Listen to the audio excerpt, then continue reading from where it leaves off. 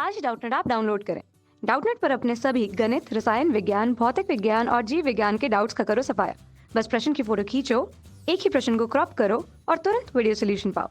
अभी डाउनलोड करें। हेलो दोस्तों, क्वेश्चन दे रखा है कि 0 डिग्री सेल्सियस से 4 डिग्री सेल्सियस तक ताप के साथ पानी का घनत्व किस प्रकार बदलता है हमें बताना है। ठीक है, तो देखिए हमें प्रायोगिक द्वारा यह प्राप्त हुआ कि जब हम क्या करते हैं, जल को गर्म कर रहे हैं, उस टाइम पे हमें एक ग्राफ प्राप्त हुआ।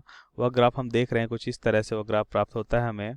अगर हम एक्स एक्सिस में हम क्या लेते हैं, देखिए एक्स एक्सिस में अगर हम ताप लेते हैं, ठीक है, और वाई एक्सिस में हम घनत्व लेते हैं।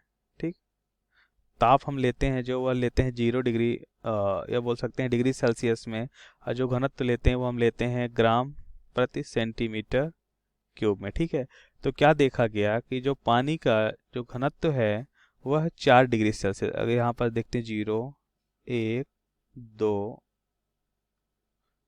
देखिए यहाँ पास हम क्या लिख रहे हैं, 0 1 2 3 4 5, इसी प्रकार आगे बढ़ रहा है। ठीक है, और इसी तरह हम घनत्व क्या देखते हैं, घनत्व भी हम देखते हैं 0.00 0.001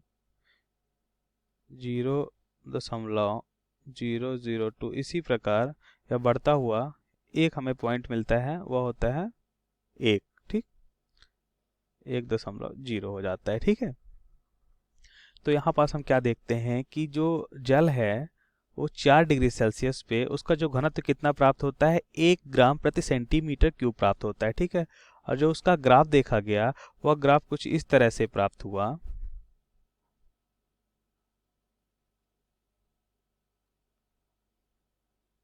ठीक है, वो ग्राफ कुछ इस तरीके से प्राप्त हुआ। इससे हमें क्या पता चला, इससे हमें पता चला कि जो जल का 4 डिग्री सेल्सियस पे घनत्व क्या है, सबसे ज़्यादा है। ठीक है, क्या देखा गया कि 4 डिग्री सेल्सियस पर घनत्व सबसे ज़्यादा है। और क्या देखा गया कि 4 डिग्री सेल्सियस या 0 से 4 डिग्री सेल्सियस जाने पे हम क्या देख रहे हैं कि घनत्व बढ़ रहा होता है। 4 डिग्री सेल्सियस पर घनत्व सबसे ज़्यादा होता है, और जब 4 डिग्री सेल्सियस से हम आगे बढ़ते हैं तो घनत्व क्या हो रहा होता है, कम होता है पानी का। तो इस हम ग्राफ से, यह ग्राफ हमें कहाँ से मिला, यह प्रायोगिक द्वारा ग्राफ प्राप्त हुआ। ठीक है, जिससे हमें क्या पता चलता है कि 0 डिग्री सेल्सियस से जब हम 4 डिग्री सेल्सियस की ओर जाते हैं तो क्या होता है, 0 डिग्री सेल्सियस से जब हम 4 डिग्री सेल्सियस की ओर जाते हैं तो हम देखते हैं कि जल का घनत्व बढ़ रहा होता है। ठीक है, जल का घनत्व बढ़ता है। ठीक, जल का घनत्व क्या होता है, बढ़ता है। लेकिन उसके बाद क्या होता है, उसके बाद हम बात करते हैं 4 डिग्री सेल्सियस से, या 4 डिग्री सेल्सियस पर क्या होता है, 4 डिग्री सेल्सियस पर जल का जो घनत्व होता है, जल का घनत्व सबसे अधिक होता है। क्या होता है, सबसे अधिक प्राप्त होता है, सबसे अधिक प्राप्त होता है। और वह मान क्या होता है, सबसे अधिक प्राप्त होता है, और वह मान